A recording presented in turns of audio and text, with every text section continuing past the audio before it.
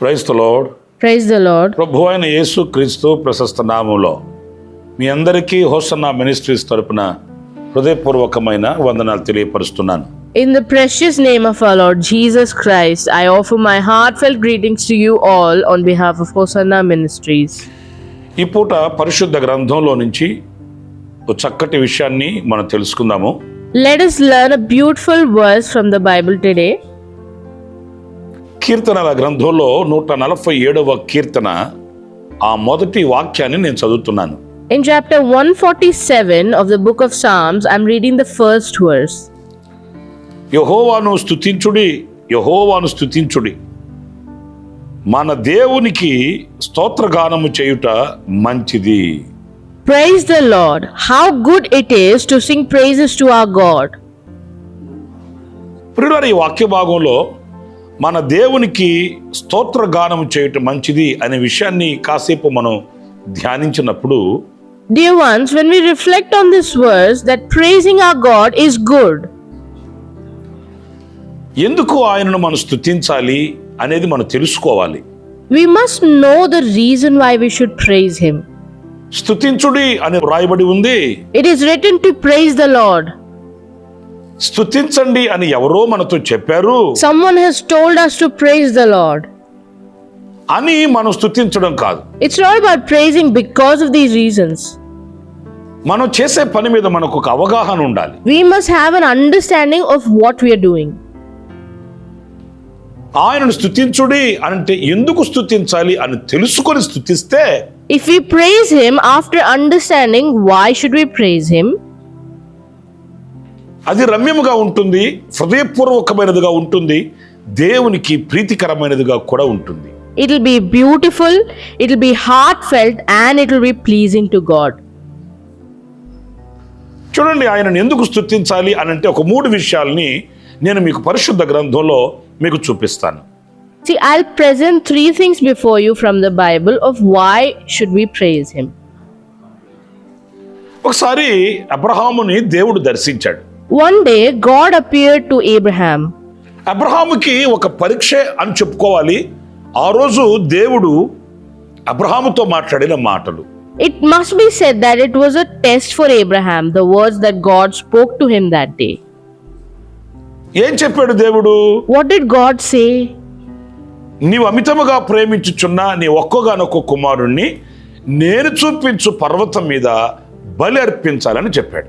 He told him to offer his only son whom he loved dearly to sacrifice on the mountain he would show him. వెంటనే అబ్రహాము తన కుమారుని చేత పట్టుకున్నాడు. కత్తె, కట్టెలు, నిప్పు తీసుకొని పనివాళ్ళని తీసుకొని బయలుదేరేశాడు. Immediately, Abraham took his son and started out with knife, wood and fire and his workers. కొంత దూరం వెళ్ళిన తర్వాత After going a little further, కుమారుడైన ఇస్సాకుకి ఒక సందేహం వచ్చింది. his son Isaac had a doubt. కుమారుడు తండ్రిని అడిగాడు, The son asked the father, నా తండ్రి, My father, కత్తె, కట్టెలు, నిప్పు, పనివాళ్ళు ఉన్నారు, the knife, wood and the fire and the servants are all మరి here. బలి ఇవ్వడానికి బలి పశువు ఏది అని అడిగాడండి. Then where's the lamb for the sacrifice? He asked. సర్వసాధారణంగా ఇది అందరికీ వచ్చే ఒక సందేహమే. This is a very common and naturally occurring doubt in ఏదైనా everyone. ఒక పని చేయడానికి మనం వెళ్ళినప్పుడు దానికి సంబంధించినవి పరికరాలన్నీ, వస్తువులన్నీ, సామాగ్రిని చేత పట్టుకుని వెళతాం కదా. Whenever we set out to do a task, we carry all the essential and required tools and equipments along, don't we? మరి బలి అర్పించడానికి వెళుతున్నప్పుడు దానికి సంబంధించిన సామాగ్రి లేనప్పుడు ఎవరికైనా ఈ సందేహం కలుగుతుంది. So when heading out to offer a sacrifice, anyone would naturally have the doubt if the necessary tools are missing. కుమారుడు అడిగిన ఈ ప్రశ్నకి తండ్రి అయిన అబ్రహాము చక్కటి సమాధానం చెప్పాడండి. Abraham, the father, gave a wonderful answer to his son's question. చూడండి, ఆదికాండం 22వ అధ్యాయం 7వ వాక్యాన్ని నేను చదువుతున్నాను. See, Genesis chapter 22, I'm reading the 7th verse. ఇస్సాకు తన తండ్రి అయిన అబ్రహాముతో నా తండ్రి అని పిలిచెను. అందుకతడు ఏమి నా కుమారుడా అనెను. అప్పుడతడు నిప్పును కట్టెలను ఉన్నవి గాని దహన బలికి గొర్రెపిల్ల ఏది అని అడుగగా, 8వ వాక్యం చదువుతున్నానండి. అబ్రహాము, నా కుమారుడా, దేవుడే దహన బలికి గొర్రెపిల్లను చూచుకొనునని చెప్పెను. Isaac spoke up and said to his father Abraham, "Father." "Yes, my son," Abraham replied. "The fire and the wood are here," Isaac said. "But where is the lamb for the burnt offering?" I am reading the verse 8. Abraham answered, "God himself will provide the lamb for the burnt offering, my son." చూడండి, ఈ వాక్య భాగంలో See, in this verse, Abraham తమ కుమారుడితో చెప్తున్నాడు, Abraham is telling his son, దహన బలికి బలి పశువుని దేవుడే చూసుకొనును. God himself will provide the lamb for the burnt offering. అంటే తమ కుమారుడికి దేవుని గురించి ఎలాంటి పరిచయాలు చేస్తున్నాడు, ఎలాగ వివరించి చెప్తున్నాడు అనేది గమనించినప్పుడు, When we observe how he introduces God to his son and how he explains him, మనం ఆరాధించే దేవుడు మన అవసరతలు చూసుకునే దేవుడు. the God we worship is the God who provides for our needs. మన అవసరతల కొరకై మనకు ఇది లేదు, అది లేదు, అంత లేదు, ఇంత లేదని మనం చింతించవలసిన అవసరం లేదు. We don't need to worry about our needs, that we lack this or that, or we don't have enough, ఎందుకంటే because మనం ఆరాధించే దేవుడు the God we worship మనల్ని పూర్ణంగా ఎరిగినవాడు. is the one who knows us completely. మనకి ఏం కావాలో ఆయనకి తెలుసు. He knows what we need. ఎప్పుడు ఎంత ఏది మనకు అక్కరై ఉన్నదో ఆయనకి సుస్పష్టంగా ఎరిగినవాడు ఆయన. He perfectly knows of what, when, where and how much is needed. గనుక ఆయన చూసుకుంటాడు. And so he will look after. నా ప్రియమైన సహోదరులారా, My dear ones, ఈ రోజున అనేక విషయాలలో కొదువలు మనకు కలిగి ఉన్నప్పుడు, today when we experience shortages in many areas of our lives, ఏదో ఒక చింతన మన హృదయంలో ఉంటుందండి. there's always some worry in our hearts నాకు ఈ కొదువు కలిగి ఉంది, that we lack this, నాకు ఇంత లేమి కలిగి ఉంది, or that I'm facing this నాకు shortage, ఇన్ని అవసరాలు ఉన్నాయి, I have this many needs, దీనికి నేను ఏం చేయాలి, what do I do for this, ఎక్కడికి వెళ్ళాలి, where do I go, ఎవరి దగ్గరికి వెళ్ళి ఎవరి పాదాలు పట్టుకోవాలి, who do I approach and fall on their feet. ఇలాంటి ఆలోచనలన్నీ మనల్ని కుదిపేస్తుంటాయి. All such thoughts shake us to the core. నా ప్రియమైన సహోదరులారా, My dear ones, మనం ఆరాధించే దేవుడు ఎవరు, who is the God we worship? మనం స్తుతించే దేవుడు ఎవరు, Who is the God we praise? మనం ఎవరిని మహిమపరుస్తున్నాము, Who are we glorifying? మన అవసరతలు చూసుకునే దేవుణ్ణండి. The God who looks after our needs. మన అక్కర్లన్నీ ఆయన ఎరిగిన వాడై ఆయన వాటిల్ని మనకు అనుగ్రహించుచున్నాడు గనుకయే, Because he understands all our needs and provides them to us, ఆయనను స్తుతించాలి, we should praise him. ఆయనను మహిమపరచాలి, We should glorify him. ఆయన నామాన్ని ఘనపరచాలి. We must honor his name. ఎందుకు యెహోవాకి స్తోత్రగానము చేయుడి అని వ్రాయబడి ఉంది ఈ కీర్తనలో అనంటే, Why is it written in this psalm to praise the Lord is, మొదటిగా మనం గమనించవలసింది, firstly we must observe, ఆయన చూసుకునే దేవుడు గనుక, because he is our provider, మన అక్కర్లు ఎరిగిన వాడు గనుక, because he understands our needs. మన ప్రతి ఇబ్బందిని చూచుచున్నవాడు, He is the one who watches over every trouble we ఆ face. ఇబ్బందుల కొలిమిలో మనకు విడుదలను ప్రసాదించి మన అక్కర్లు తీర్చి సమృద్ధిని ప్రసాదించగలిగిన శక్తిగల దేవుడు గనుక, Because he is the mighty God who can deliver us from the fire of troubles and fulfill our every lack with abundance. నా ప్రియమైన సహోదరులారా, My dear ones, ఇదిగో ఇన్ని మేలులు పొందుకొని, ఇన్ని ఉపకారాలు పొందుకొని ఆయన దగ్గర ఆశీర్వదించబడిన మనం తప్పనిసరిగా ఆయనను స్తుతించి మహిమపరిచి స్తోత్రగానం ఆయన కొరకై మనం చేయాలి. and so having received countless blessings and favors from him, we must give him the glory and sing praises to his name. మరొక విషయాన్ని కూడా నేను మీకు జ్ఞాపకం చేస్తాను. I'll also remind you one more thing. 45వ కీర్తన 7వ చరణాన్ని నేను చదువుతున్నానండి. Psalms chapter 45, I am reading the verse 7. నీవు నీతిని ప్రేమించి భక్తిహీనతను ద్వేషించుచున్నావు కావున దేవుడు నీ దేవుడే చెలికాళ్ల కంటే హెచ్చగునట్లు నిన్ను ఆనంద తైలముతో అభిషేకించి ఉన్నాడు. You love righteousness and hate wickedness. Therefore God, your God, has set you above your companions by anointing you with the oil of joy. చూడండి వాక్య భాగంలో, Look at this verse. నిన్ను హెచ్చించి, Set you above. అంటే మన దేవుడు మనల్ని హెచ్చించే దేవుడు. That means our God is the God who exalts. ఆయన ఎప్పుడు మనము ఘనంగా ఉండాలని, He always desires for us to be honored. ఉన్నత స్థితిలో బ్రతకాలని, That we should live in a high position. అనేకులకు సాక్షార్థమై నిలవాలని, That we should stand as a testimony to many. మనం నిలిచిన ప్రతి చోట మనం సాక్షార్థమై ప్రభు మహిమకరముగా బ్రతకాలని వాంఛించిన ఆశించిన దేవుడండి ఆయన. He's the God who desired that we lead lives that bring honor to the Lord and serve as a testament to Him wherever we stand. మరి మన స్థితిని గుర్తించి మనల్ని హెచ్చించిన ఆ దేవునిని మనం స్తుతించాలి కదా. So shouldn't we praise the God who recognized our state and exalted us? కొంతమంది తక్కువ స్థితిలో ఉన్నప్పుడు, ఇంకా దీన స్థితిలో ఉన్నప్పుడు, హీన స్థితిలో ఉన్నప్పుడు ప్రభుని స్తుతిస్తారు, ఆరాధిస్తారు, మహిమపరుస్తారండి. Some set of people praise, worship and glorify the Lord when they are in a low and humble state. కానీ వాళ్ళ స్థితిని దేవుడు మార్చి వాళ్ళని ఉన్నత స్థితికి తీసుకుని వెళ్ళినప్పుడు, But when God changes their status and elevates them into higher position, మునుపు వాళ్ళు ఆయనను స్తుతించినట్లుగా స్తుతించడానికి ముందుకు రారండి. they do not come forward to praise Him as they did before. మేలులు పొందిన తరువాత దేవునికి దూరమైపోతున్న వాళ్ళని ఎంతమందిని చూస్తున్నామో. We see many people who drift away from God after receiving His blessings. వాళ్ళని అడిగితే ఏమంటారో తెలుసండి? And do you know what they say when they are asked? చాలా బిజీగా ఉన్నానండి, We're very busy, sir. దేవుని స్తుతించడానికి రావాలని, To come to praise God ఆరాధనలో పాలు పొందాలని, and to take part in the worship service. అందరితో కూడా కలిసి ఆత్మలో హర్షించాలని ఆశ మాకు ఉంటుందండి. And we do wish to rejoice in the Spirit together with everyone. కానీ But సమయం కుదరట్లేదండి. we're unable to make the time. నా ప్రియమైన వారులను గమనించండి, Beloved, take note. చాలా బాధాకరమైన విషయం అండి. It's deeply saddening.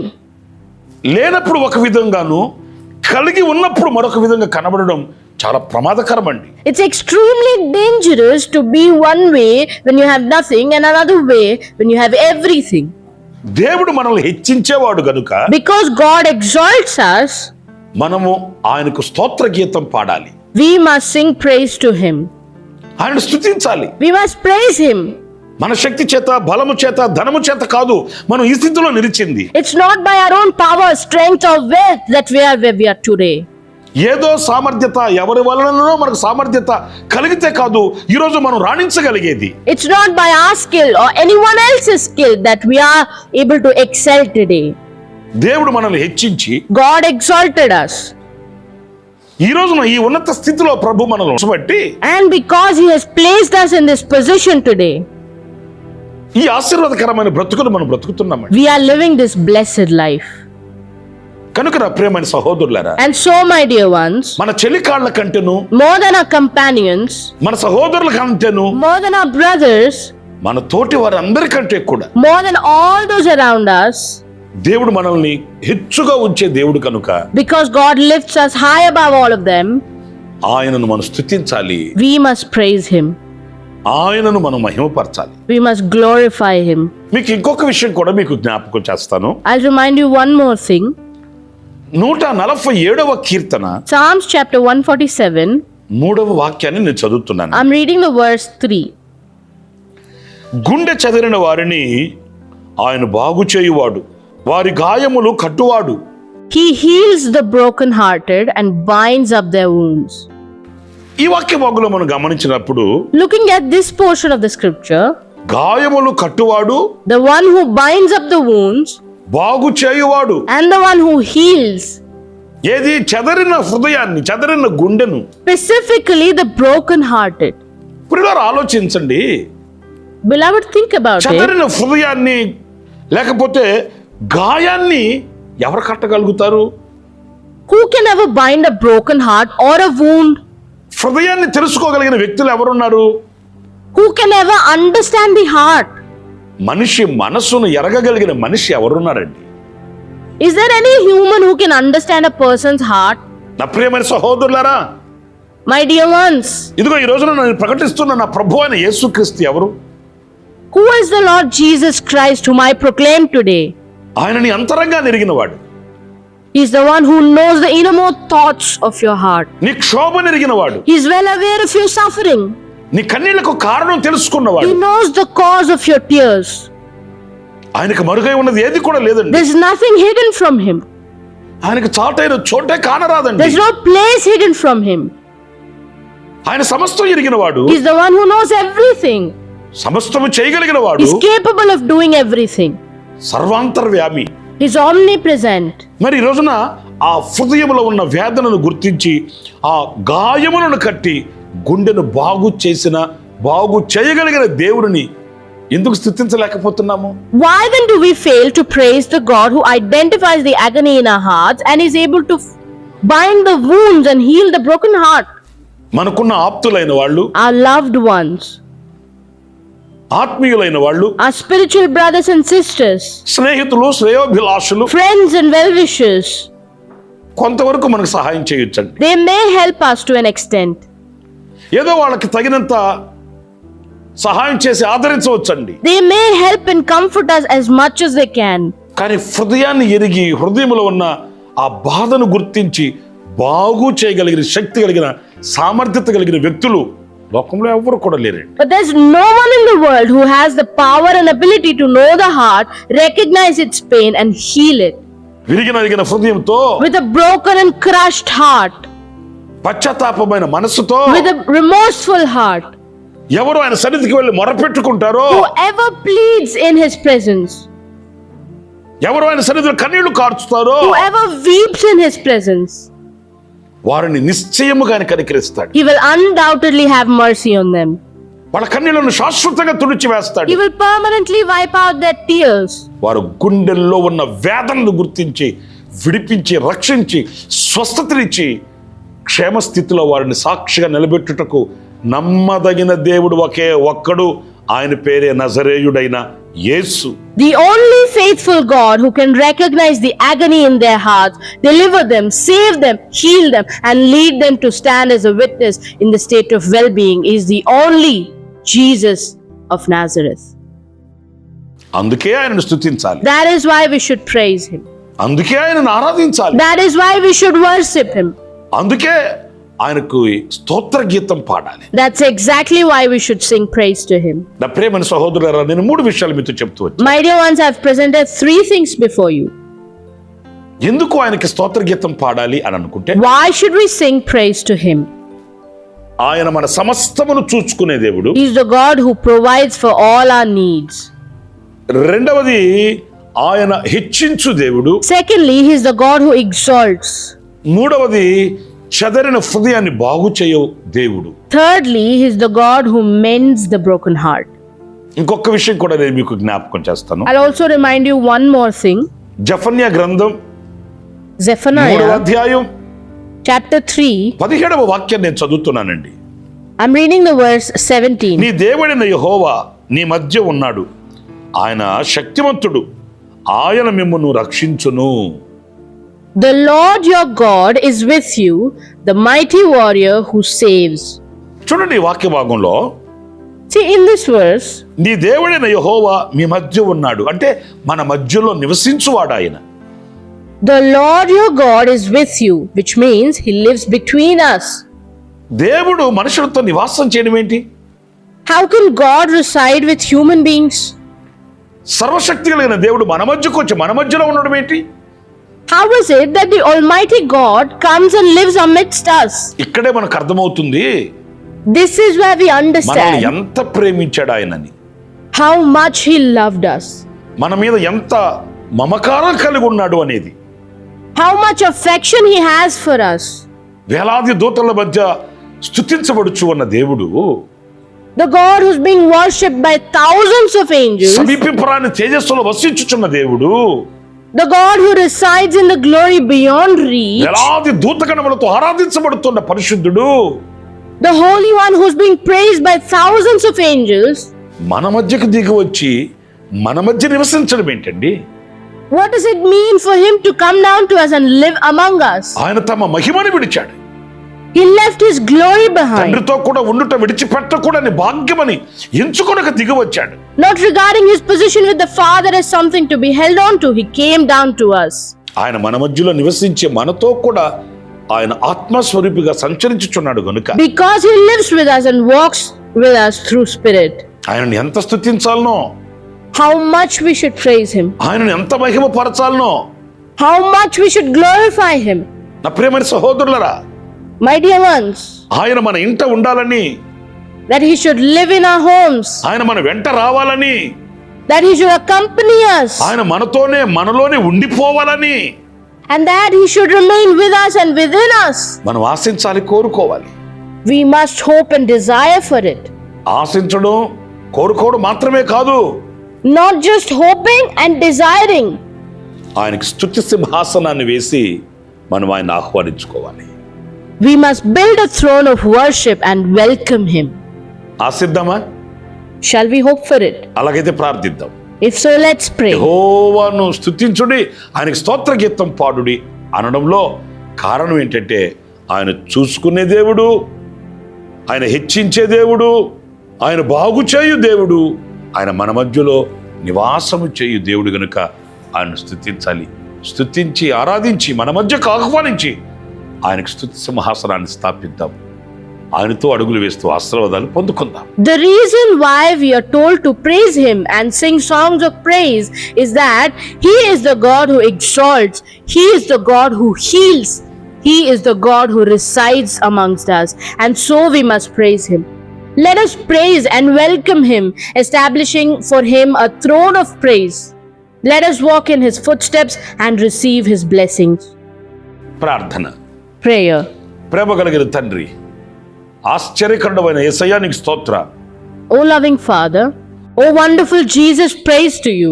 నాయన, మిమ్మల్ని స్తుతించి ఆరాధించి మహిమపరచుటలో ఆంతర్యాన్ని ఈవేళ మేము తలంచుకుంటూ వచ్చాము. Today we've been reflecting on the deep significance of praising, worshipping and glorifying you, Father. మిమ్మల్ని ఎందుకు స్తుతించాలి? Why should we praise you? మిమ్మల్ని ఎందుకు ఘనపరచాలి? Why should we honor you? మీ నామాన్ని ఎందుకు హెచ్చించి కీర్తించాలి? Why should we lift up and sing praises to your name? ఎందుకు స్తోత్ర గీతం మీ కొరకు మేము పాడాలి? Why should we sing songs of praise for you? ఈ విషయాలన్నీ ఒక్కొక్కటిగా మేము తలంచుకుంటూ వచ్చాం స్వామి. We've been studying on each one of them, Master. నిజమే, మా అవసరతలు చూసుకునే దేవుడు గనుక, Indeed, because you're the God who provides for our needs. మమ్మల్ని హెచ్చించే దేవుడు గనుక, Because you're the God who exalts us. చెదరని హృదయాన్ని బాగు చేసే దేవుడు గనుక, Because you're the God who heals the broken heart. మా మధ్యలో నివసించుచున్న దేవుడు గనుక, Because you're the God who lives amidst us. అయినా మా జీవితాంతం మిమ్మల్ని స్తుతించి ఆరాధించి మహిమపరిచి మీ కొరకై స్తోత్ర గీతం పాడుటకు కృపను అనుగ్రహించమని వేడుకొనుచున్నాము.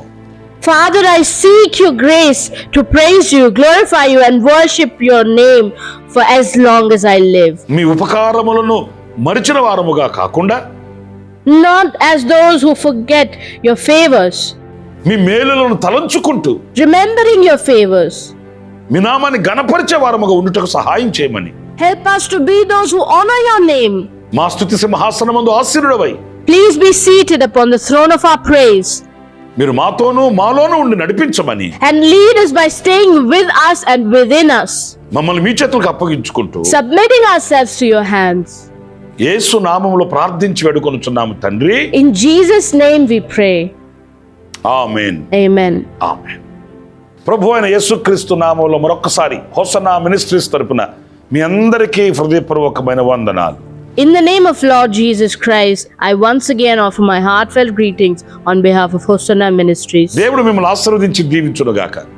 May God bless you all. ఈ క్లుప్త సందేశాలని మీరు వినడం మాత్రమే కాకుండా, In addition to listening to these brief messages, మీ ఇరుగు పొరుగు వాళ్ళకి, స్నేహితులకు, బంధుమిత్రాదులకు, శ్రేయోభిలాషులకు, స్నేహితులకు మీరు వీటిని చేరువ చేయాలని ప్రేమపూర్వకంగా కోరుకుంటున్నాను. I lovingly wish you to share these with your friends, family and well-wishers. దేవుడు మిమ్మల్ని దీవించి ఆశీర్వదించునుగాక. May God bless you all.